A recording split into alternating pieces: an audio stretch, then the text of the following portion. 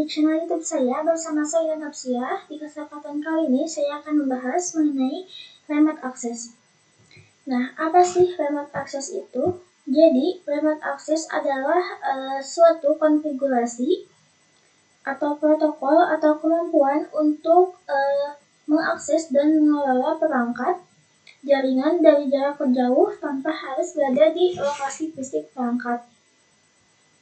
Jadi intinya kita tuh bisa meremote suatu device switch, entah itu router, tanpa menggunakan sebuah kabel dengan menggunakan suatu IP public. Nah, nanti kita akan konfigurasi atau akan implementasikan secara langsung. Tapi sebelumnya saya akan menjelaskan mengenai akses protokol. Nah, itu ada dua jenis. Yang pertama ada Telnet dan yang kedua ada juga SSH. Di sini teman-teman bisa lihat kalau Telnet itu portnya 23, kalau SSH itu 22. Jadi ini tuh perbedaannya, yang Telnet itu portnya itu 23, yang SSH 22.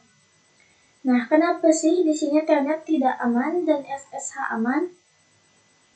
Karena memang Telnet ini jarang sekali digunakan.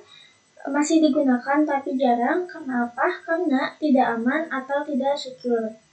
Nah, kenapa tidak aman? Di sini karena Telnet itu menggunakan plain text, jadi tidak terenkripsi. Plain text itu kayak gimana? Jadi, misal ketika kita memasukkan sebuah password, misal Cisco 123, nah ketika ada seseorang yang ngehack atau yang ingin mengecek konfigurasi, maka password itu akan terlihat secara jelas.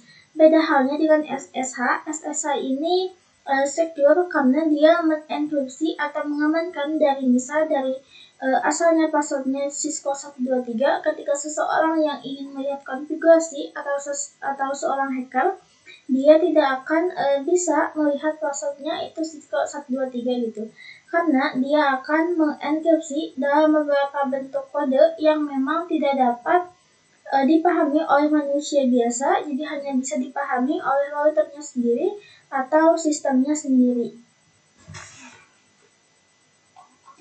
Jadi yang bisa tahu kodenya itu ya pasti teknisinya sendiri gitu.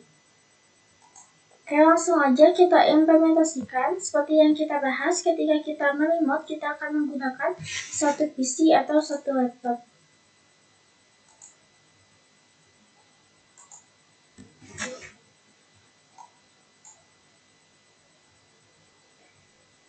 Kita sambungkan dengan kabel ponsel.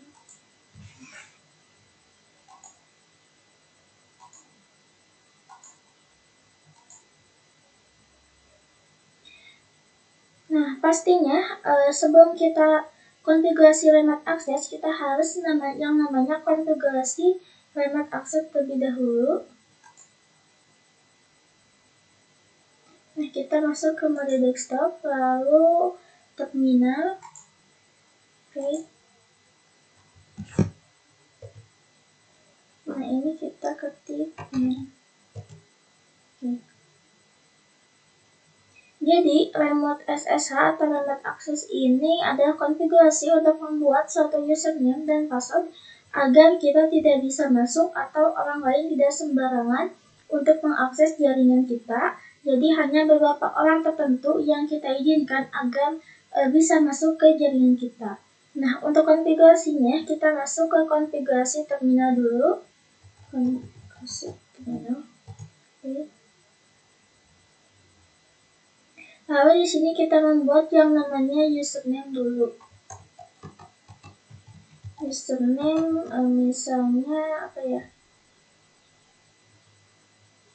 Admin gitu. Lalu passwordnya 123 aja, biar gampang ya.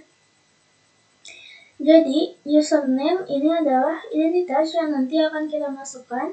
Kalau tadi ketika kita masuk ke terminal, kita tidak ada username dan password, jadi tidak aman, siapa saja bisa mengakses. Tapi setelah kita konfigurasi username dan juga password, nanti sebelum masuk ke mode CLI, maka nanti akan diperintahkan untuk mengisi username dan juga password. Oke. Nah, setelah itu kita konfigurasi enable secret Cisco.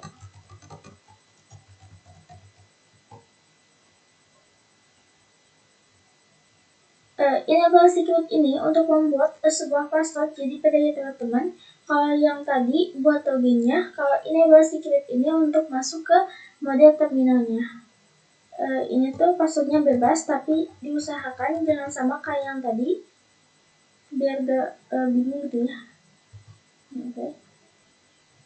Setelah itu kita konfigurasi di domain name, namanya mungkin Intan gitu ya, Intan.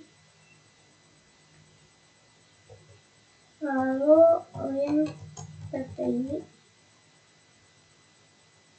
02 gitu. Nah, link PTY ini adalah konfigurasi untuk kita mengizinkan berapa orang yang bisa masuk atau yang bisa akses ke konfigurasi switch kita.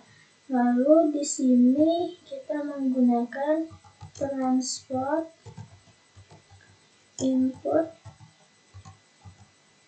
telnet. Maksudnya ini tuh hanya membaca atau mengizinkan orang yang masuk itu dengan protokol telnet. Jadi yang SSH itu kalau login gak akan bisa. Jadi hanya login menggunakan telnet. Sebaliknya kalau misalnya kita menggunakan SSH, maka yang telnet tidak akan bisa login. Lalu gimana kalau misalnya konfigurasinya dua-duanya bisa aja ya teman-teman. Kita coba telnet SSH gitu. Tapi di sini kita menggunakan yang telnet terlebih dahulu.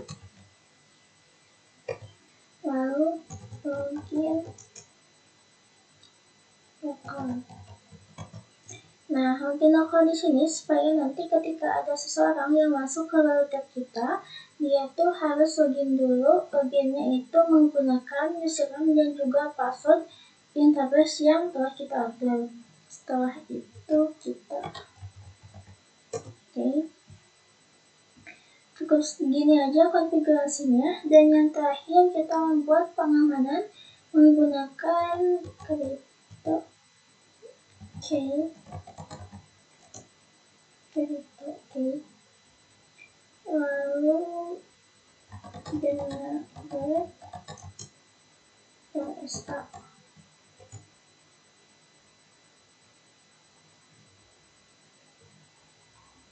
Ini tuh first define hostname atau derivator.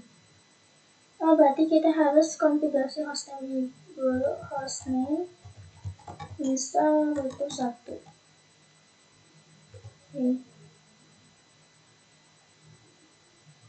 Coba lagi crypto key generate RSA.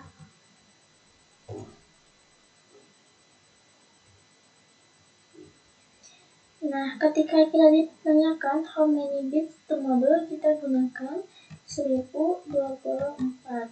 Untuk menggunakan crypto KRSA, nah kita ditanyakan how many bits in the modules. Jadi, ada berapa bit yang ingin kamu gunakan.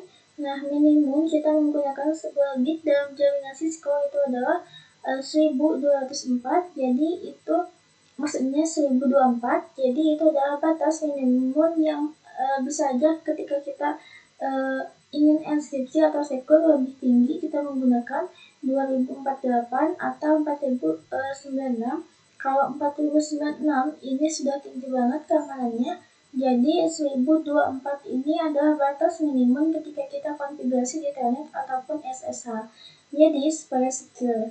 Tapi kalau misalkan pengen lebih tinggi lagi keamanannya, bisa menggunakan bitnya itu 2048 ataupun 4096. Tapi di sini kita akan coba 1024 dulu. Nah, kalau udah ini gini berarti udah berhasil gitu ya. Nah, sekarang kita akan coba konfigurasi telnet di PT1.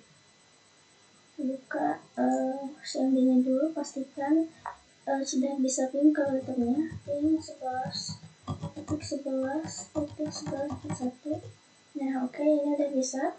Jadi untuk konfigurasi telnet itu ada dua, bisa juga di CMD atau CLI ini, bisa juga di sini. Telnet atau SSH ini tinggal ganti aja di telnet. Mungkin gitu aja ya. Oke, kita lakukan konfigurasi SSH. Kita masuk ke routernya dan masuk lalu ke mode CLI. Setelah itu kita setting hostname-nya dulu. Hostname internet. Oke, udah. Lalu enable secret.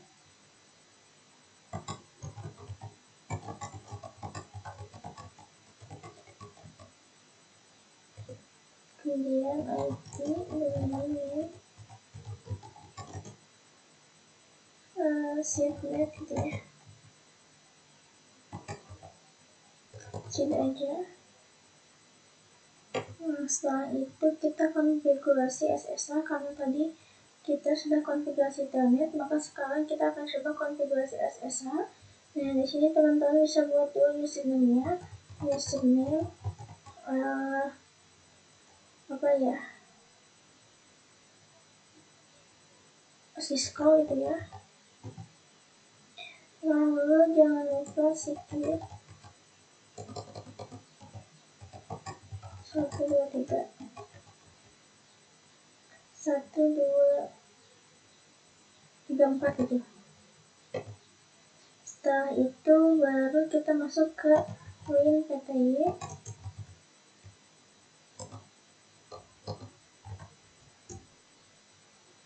(04).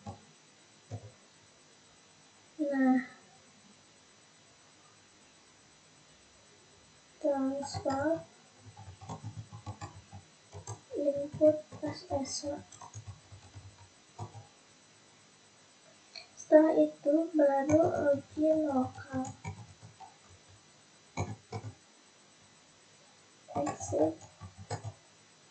Baru setelah itu kita buat sebuah keamanan crypto key benar LSA 124. Lalu setelah itu kita bisa masuk menggunakan PC1 di sini.